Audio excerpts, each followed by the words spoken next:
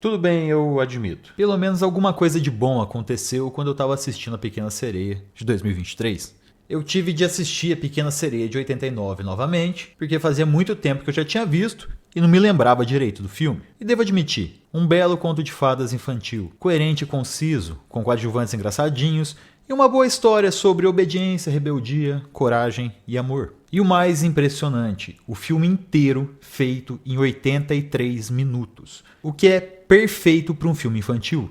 E por mais que você possa querer alongar o filme, fica difícil de manter a qualidade, porque a obra original tem um equilíbrio quase perfeito entre música, desenvolvimento de personagens e de enredo, ficando complicado estender a duração sem parecer alguma forçação de barra do roteiro. Seguindo essa observação, a Disney realizou os remakes de Rei Leão com mais 20 minutos de duração, o que não foi o grande problema do filme, mas também não ajudou em nada. O de Aladdin, com mais 40 minutos, deixando o filme realmente cansativo e algumas cenas bem dispensáveis, mas superou tudo com os mais 50 minutos para A Pequena Sereia de 2023, tornando quase impraticável assistir um filme para criança com quase 2 horas e 20 minutos de duração. Mas não apenas a obra foi mais longa, mas sua premissa muito maior que o da animação original. Se por um lado, em 89, a Disney tentou mostrar uma aventura infantil e leve, por outro, em 2023, ela quis criar uma narrativa política sobre sua aventura infantil e arrastada, transmutando alquimicamente 89 minutos de animação infantil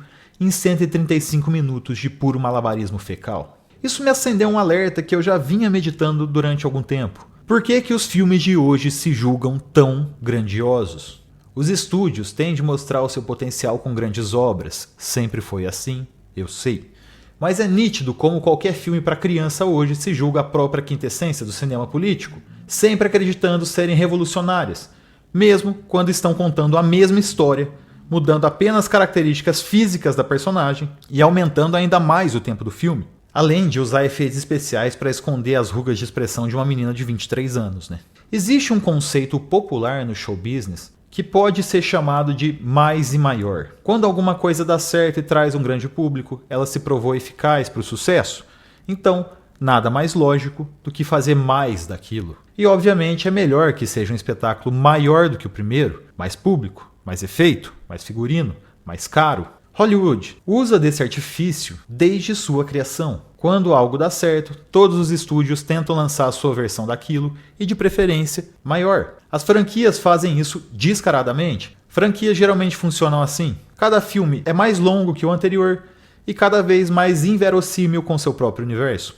Quer dizer, começa a ficar cada vez mais distante da premissa original. E esse é o grande problema do mais e maior. Em algum momento aquilo fica muito repetitivo, se tornando chato, ou aquilo fica tão grandioso que se afasta tanto da sua essência que se torna praticamente uma obra avulsa, desconexa com a própria franquia. Hollywood hoje virou uma fábrica de franquias. Qualquer filme lançado tem que ser maior do que o outro, com mais personagens mais complexos, mais ambientes, mais efeitos especiais, mais representatividade, mais mensagens moralistas, mais tempo de tela. Até que chega um momento que ir ao cinema deixa de ser um simples hobby e vira uma tortura. E quando eu digo que os filmes estão ficando muito longos, é um fato. Em 1981, as 10 maiores bilheterias tiveram duração média de 110 minutos. Em 1991, 117 minutos. Em 2001, 126 minutos. Em 2011, 122 minutos. Em 2021, 131 minutos. Hoje, temos cada vez filmes mais longos e apaixonados pela sua própria premissa e com investimentos cada vez mais estratosféricos, mas mesmo em 2 horas e meia de filme, ainda conseguem não nos apresentar nenhuma cena memorável. Nenhuma cena que irá se eternizar e virá referência posteriormente. E o pior de tudo, nenhuma personagem cativante. Embora algumas obras precisem ser longas, e até monótonas, elas deveriam ser assim para melhor contar a história. Essa é a principal diferença com os chamados filmes épicos do cinema, como Cleópatra, Os 10 Mandamentos, Ben-Hur, Lawrence das Arábias. Todos esses filmes têm no mínimo 3 horas e meia de duração, mas contaram épicos narrativos da história humana. Foi uma tentativa do cinema de trazer para a tela um pouco da alta dramaturgia. Não foram histórias longas para se gabarem de si mesmas. Foram longas porque precisaram ser longas. Mesmo que sejam maçantes muitas vezes, fazem parte ou pelo menos tangenciam o que nós chamamos de alta cultura, e deveriam ser apreciadas, mesmo que seja necessário certa paciência. Metrópolis, por exemplo, um filme de 2 horas e meia, preto e branco e mudo, mas que forma caráter no cidadão. Um cara que ficou 2 horas e meia assistindo um filme mudo e preto e branco não é o mesmo cara diante de ver o filme. Senhor dos Anéis também é uma história heróica, gigantesca. Necessitaria realmente de filmes longos e épicos para ser contada. Por outro lado, talvez a trilogia do Hobbit inteira pudesse ser condensada em um único filme. Não em 3 filmes com um total de 7 horas e 54 minutos. É um exagero total para o seu conteúdo. É notável a diferença de enredo. Qualquer cena do Hobbit acaba em uma batalha de 15 minutos que não resolve nada da trama principal. Uma gama infindável de personagens secundários sem importância nenhuma. E no terceiro filme, uma cena de batalha infinita, em que cada uma das personagens inúteis precisa ter algum momento de protagonismo e que também não resolve nada. Diferentemente das batalhas da trilogia do Senhor dos Anéis. A Batalha do Abismo de Helm, a Batalha de Moria, a Batalha dos Campos de Pelennor, a Batalha de Isengard, a Batalha de Amon-Hen, são todas muito marcantes e importantes para a história. E nos presenteiam com cenas memoráveis e épicas. Essa sim de arrepiar. A trilogia Batman Cavaleiro das Trevas conseguiu manter filmes longos e grandiosos com certa maestria para cativar a atenção da audiência, feita com tanta capacidade pelo Nolan, que basicamente alavancou todo um gênero de filmes de heróis que estava só engatinhando na época, principalmente pela magnífica dicotomia entre o Batman e o Coringa. Mas seguindo a regra, o filme mais arrastado e menos amarrado é o mais longo, ou seja, o terceiro, que também foi o que mais beirou a impossibilidade dentro do seu próprio universo. E vejam só, um outro Batman é lançado, mais longo que o maior filme da última trilogia. The Batman manteve quase 3 horas de filme, com 2 horas e 56 minutos de duração para um filme, digamos, de origem, metendo o louco para cima da trilogia do Nolan. Menos, vai. Star Wars, outra franquia que saiu de um roteiro elegante, com uma história bem construída, conseguindo amarrar uma pluralidade de personagens diferentes e carismáticos de uma maneira harmônica. O de 1977 precisou apenas de 2 horas e 1 minuto para apresentar algo nunca antes visto e sequestrar a cultura pop desde então. E mesmo que desde os anos 2000, 1999 para ser exato, a franquia já vinha decaindo, para piorar tudo, Star Wars da Disney conta a história de uma jovem perdida, portadora de um grande poder Jedi, herdeira de um Lord Sith poderoso, que treina com antigos mestres para destruir uma estrela da morte e derrotar o vilão, vestido de preto, e aí sim finalmente trazer equilíbrio para a força. Algo muito semelhante a uma outra história aí, sei lá. Sim, é a mesma história que a história original, só que mais cara, mais longa e pior. Precisa de penduricalhos desnecessários para tentar se manter relevante e falsamente inovadora. O primeiro 007, Dr. No, ou 007 contra o satânico Dr. No, tem 1 hora e 55 minutos e desenvolve tudo o que precisa nesses 115 minutos. Uma personagem nova, com inimigo novo, lançando uma franquia nova. Diz tudo o que precisa dizer, faz tudo o que precisa fazer e economiza nos erros. Diálogos, cenas, ambientes, lutas e personagens precisamente encaixadas para prender a atenção do espectador do início ao fim, apresentando até uma nova estética de vilões e um novo conceito de herói espião.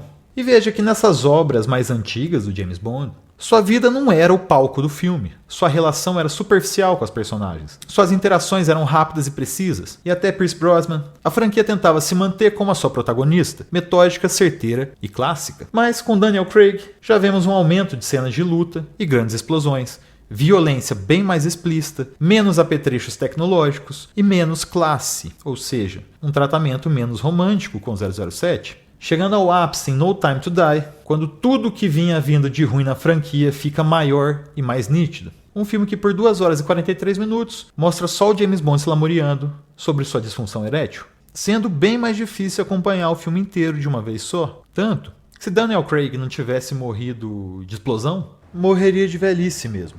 Existe um conceito da dramaturgia atribuído a Anton Pavlovich Chekhov, um antigo médico dramaturgo, chamado a arma de Chekhov.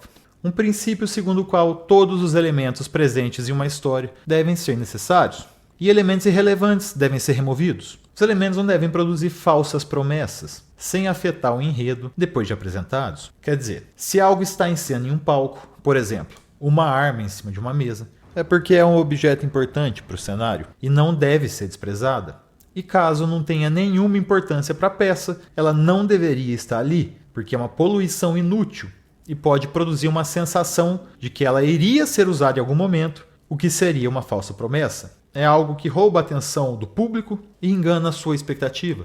A história tem de contar o que importa. Qualquer outra coisa é poluição ou extravagância. Em algumas obras, essa extravagância já faz parte da estética do diretor ou do gosto do seu público cativo, mas é desnecessária para a história. Apenas um estilo ou uma apreciação a nível mais pessoal, como o Tarantino e a sua violência hiperrealista. E hoje, mesmo com filmes grandiosos, longos, cheio de fuleiragem, que dizem explorar profundamente a personalidade de seus heróis, temos cada vez menos personagens cativantes, menos protagonistas que possuam alguma característica pessoal marcante, menos cenas puramente épicas. E mesmo que muitas vezes o público vá ver a própria extravagância, alguma história tem de ser contada, ou o filme vira uma bela casca vazia. Vejam a própria franquia de Velozes e Furiosos, que manteve filmes realmente mais longos e absurdamente fora da realidade. Após o quarto volume, Vin Diesel, Jason Statham e The Rock se tornaram Highlanders. Eles só morrem se cortarem a cabeça, tendo seus últimos filmes divididos entre cenas de alívio cômico para fazer algum uso das 34 personagens secundárias ou batalhas vikings com os bombados carecas. E caso haja alguma corrida de carro, não pode ser só um racha normal, tranquilo.